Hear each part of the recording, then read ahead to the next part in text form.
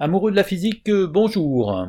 Une petite vidéo concernant la combustion et des problèmes énergétiques liés à cette combustion.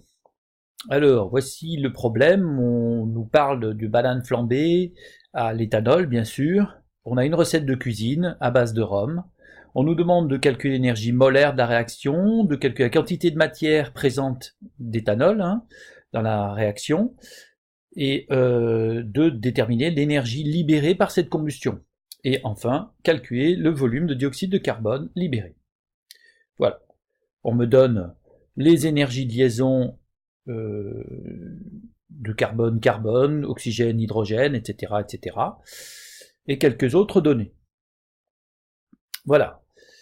Commençons d'abord calculer l'énergie molaire de la réaction. Alors, pour calculer l'énergie molaire de la réaction, encore faut-il dans un premier temps écrire la réaction. Alors l'éthanol c'est C2H6O, il se trouve à l'état liquide. Comme c'est une combustion complète, dans une combustion on brûle dans du dioxygène, et comme la combustion est complète, elle ne libère que du dioxyde de carbone, à état gazeux, plus de la vapeur d'eau, H2O, à l'état gazeux. Voilà. Il me reste à l'équilibrer, donc j'ai 2 carbones à gauche, il m'en faut 2 à droite, donc je mets 2 CO2. J'ai 6 hydrogènes à gauche, il m'en faut 6 à droite, donc 3 H2O. Et je me retrouve ici avec 2 fois 2, 4, plus 3, 7 oxygènes. Il m'en faut 7 oxygènes à gauche. J'en ai déjà 1 dans C2H6O, il m'en manque 6, donc je multiplie O2 par 3. Voilà, l'équation est équilibrée. Pour parler donc l'énergie molaire de combustion, qui se note E de combustion, elle est tout simplement égale à la somme des énergies de liaison rompues moins la somme des énergies de liaison formées. D'accord ? Lors de la combustion, il se casse des liaisons et il s'en reforme d'autres. La différence des énergies me donne l'énergie de combustion. Alors, pour comprendre toutes les énergies rompues et les énergies formées, il me faut écrire les molécules sous leur forme développée. Ainsi, je fais apparaître toutes les liaisons. Donc voici la molécule d'éthanol. On voit donc dans cette molécule d'éthanol qu'il y a une liaison carbone-carbone que je vais casser, plus une liaison carbone-oxygène, une liaison carbone-oxygène ici, plus une liaison oxygène-hydrogène, et enfin 5 liaisons carbone-hydrogène. Voilà ce que je vais devoir tout casser pour libérer en fait tous les atomes qui deviennent tous solitaires en fait, en quelque sorte. Plus, eh bien en fait, j'ai aussi 3 fois l'énergie de liaison O-O, puisque dans le dioxygène, c'est uniquement une double liaison oxygène-oxygène. D'accord ? Moins 2, donc je vais faire moins, ça c'est les énergies qu'on va former, moins 2 fois l'énergie. Alors dans CO2, il y a 2 fois la liaison OC, cette liaison-là, elle apparaît 2 fois, donc 2 parce qu'il vient d'ici, fois 2 fois l'énergie de liaison CO, plus 3 qui vient d'ici, et dans H2O, eh bien, c'est pareil, on voit qu'il y a 2 fois la liaison OH, donc plus 2 fois, fois 2 fois l'énergie de liaison OH, voilà. Ainsi, voilà ce que l'on peut obtenir. Voici toutes les liaisons donc rompues et les liaisons formées. Voilà.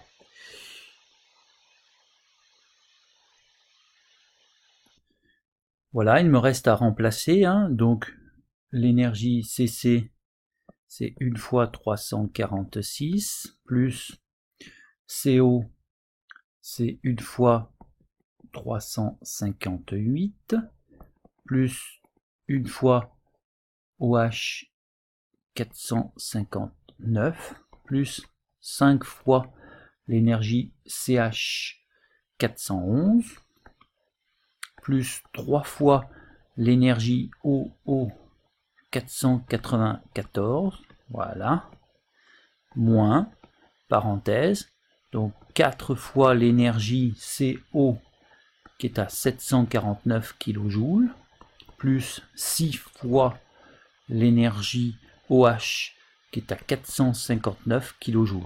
Voilà, quand je fais le calcul, cela me donne moins 1,05 fois 10 puissance 3 kJ par mol. Voilà donc le résultat. Il est négatif parce que l'énergie de liaison libère de l'énergie, et par définition elle est donc négative. La réaction est exothermique, c'est normal. Voilà. Remarquez que je n'ai pas écrit dans mes formules précédentes, j'ai bien écrit énergie de liaison, donc EL, et en indice les liaisons dont je parlais, et j'ai pas écrit 2 fois OH par exemple. C'est vraiment un problème de rédaction. Voilà. Question numéro 2, calculer la quantité de matière d'éthanol nécessaire à la recette de la banane flambée. Dans la recette, il est dit qu'on utilisait 15 centilitres de rhum à 40%. Alors qu'est-ce que ça veut dire 40%? Ben, ça veut dire que le volume d'éthanol présent dans le rhum, il est égal à 40% fois le volume de rhum. Dans le volume de rhum, il n'y a que 40% d'éthanol. Donc ça fait volume d'éthanol égale 40% fois le volume de rhum. Excusez-moi, j'ai écrit un peu mal. Ce que je sais aussi, c'est que la masse volumique par définition, c'est égal à la masse, alors j'ai écrit d'éthanol, hein, un indice, fois le volume d'éthanol. Hein, remarquez que je mets bien les indices. Du coup, moi, ce que je vais avoir besoin, c'est la masse pour pouvoir avoir accès ensuite au nombre de moles. Donc la masse, c'est la masse volumique d'éthanol fois le volume d'éthanol. Donc cette masse d'éthanol est égale à quoi? Masse volumique d'éthanol, pas de problème, multiplié par le volume d'éthanol. Le volume d'éthanol, c'est 40% fois le volume de rhum. Donc 40%, ça fait 0,40, multiplié par le volume de rhum. Le volume de rhum, voilà, fois le volume de rhum. Si je remplace, ça me fait 40%, 0,4, fois, alors la masse volumique, c'est 0,789 kg par litre, et multiplié par 0,150, hein, puisque ça je l'ai en litres, puisque ça on me donne en kg par litre. Le résultat me donne 4,70, hein, 4,70 fois 10 puissance moins 2 kg. Et donc, pour avoir le nombre de moles d'éthanol présent dans la recette au départ, c'est la masse d'éthanol divisée par la masse molaire d'éthanol. Alors, la masse d'éthanol, c'est 4,7, enfin 70 pardon, fois 10 puissance moins 2, divisé par la masse molaire d'éthanol. Alors la masse molaire d'éthanol, c'est 46 grammes par mol, donc ça fait 46,0 fois 10 puissance moins 3, hein, parce que je veux, si je l'ai en kilogrammes ici, par mol, hein, et là j'ai des kilogrammes, ce qui me fait un nombre de moles qui est égal à 1,03 mol. Voilà, en fait, dans la recette, les 15 centilitres de rhum correspondent à 1,03 mol d'éthanol. Voilà. Donc, l'énergie libérée, l'énergie libérée par la combustion, elle est égale au nombre de moles d'éthanol que l'on a brûlé, hein, dans la recette, fois la quantité d'énergie libérée pour une mole, c'est-à-dire E combe. ce qui me fait moins 1,03, le nombre de moles, multiplié par ce qu'on a trouvé tout à l'heure, c'est-à-dire 1,08 fois 10 puissance 3, non, 1,05 pardon, fois 10 puissance 3, et ça va me donner justement 1,08 fois 10 puissance 3 kilojoules. Voilà l'énergie libérée par la combustion lors de la recette de banane flambée. Voilà. Maintenant, dernière question, calculer le volume de dioxyde de carbone libéré lors de cette recette. Alors, la méthode longue consiste à faire un tableau d'avancement, hein, donc voici la réaction, et dans cette réaction, eh bien, on va noter justement que l'on a 1,03 mol de ça, que ça, on met le dioxygène, bah en fait on en a autant que l'on veut dans l'air, donc on va mettre qu'on est en excès, hein. D'accord, voilà. Qu'au départ, je n'ai pas de dioxyde de carbone et je n'ai pas de vapeur d'eau. Donc ensuite, à l'état intermédiaire, bah, ça fait 1,03 moins X, puisque voilà, hein, j'ai 1 mol de C2H6O libère 2 mols de CO2, donc ça me fera 2X ici, et 3X ici, hein, le 3 venant de là, et le 2 venant de là.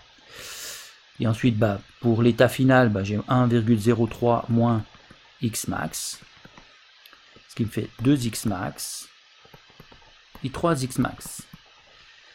Voilà le tableau d'avancement rempli. Maintenant, pour trouver le volume de dioxyde de carbone, on voit qu'à l'état final, le nombre de moles de CO2 à l'état final, il est égal à 2X max, hein. C'est ce que l'on voit ici. Or, à l'état final, il n'y a plus de C2, donc C2H6O a entièrement brûlé. Donc, on a 1,03 moins X max égale 0, ce qui me donne X max égale 1,03 mol. Et donc, le nombre de moles de CO2 formés à l'état final, c'est 2 fois 1,03, c'est-à-dire 2,06 mol. Il s'est donc formé 2,06 mol de CO2. D'après la formule, le volume de CO2 formé à l'état final, c'est le nombre de moles de CO2 formé multiplié par le volume molaire. Et donc, bah, ça fait 2,06. Supposons, j'ai oublié de le donner, que le volume molaire fasse 23,5 litres. Hein, je vous rappelle que le volume molaire dépend de la pression et de la température. Bon, vous auriez pu prendre 24,0 hein, à 20 degrés. Et bah, ça me donne 48,4 litres. Voilà ce que l'on peut dire et ce que l'on peut faire rapidement sur un exercice complet de la combustion, hein. On aurait pu aussi aller plus vite, hein, parce que sans faire de tableau d'avancement, on voit d'après l'équation qui est ici, que le nombre de moles d'éthanol, hein, C2H6, voilà, ici, divisé par 1, donc qui a réagi, hein, pardon, est égal au nombre de moles de CO2 formés, divisé par 2. Le 2 vient d'ici, hein. À chaque fois que 1 mol de C2H6O disparaît, 2 mols de CO2 apparaissent, et ça se traduit par cette équation qui est là. Et ça nous permet d'aller beaucoup plus vite en matière de calcul, hein. Bon, ça nous évite de faire un tableau d'avancement. Voilà, j'espère avoir été clair, hein, concernant ce type d'exercice. Moi, je vous dis à bientôt, et n'oubliez pas les pouces bleus. Si vous avez des questions, eh bien, vous pouvez toujours commenter. Allez, à bientôt, au revoir.